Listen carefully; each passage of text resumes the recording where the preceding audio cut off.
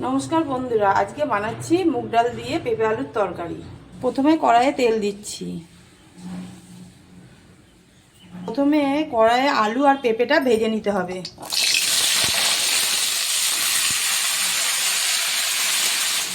এরপর হলুদ দিয়ে দিচ্ছি, নুন দিচ্ছি।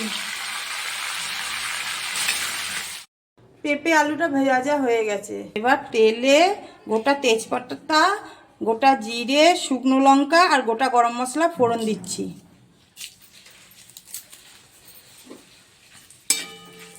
এবার মুগ ডালটা দিয়ে দিচ্ছি।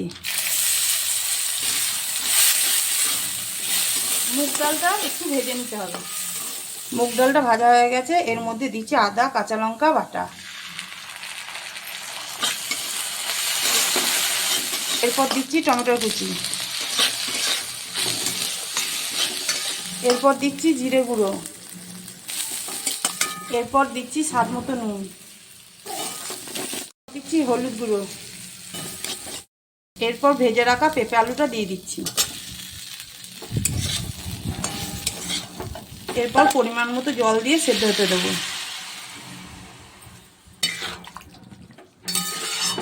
চেরা কাঁচা লঙ্কা দিয়ে দিচ্ছি।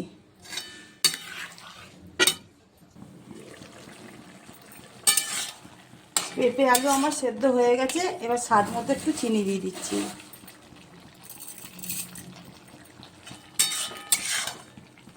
এবার শেষে ঘি দিয়ে নামিয়ে নিচ্ছি।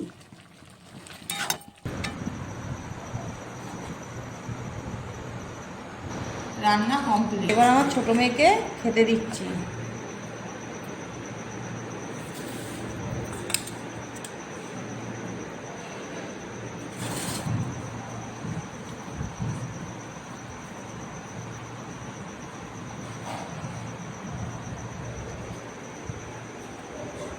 আমার মেয়েকে তো ভালোই লেগেছে।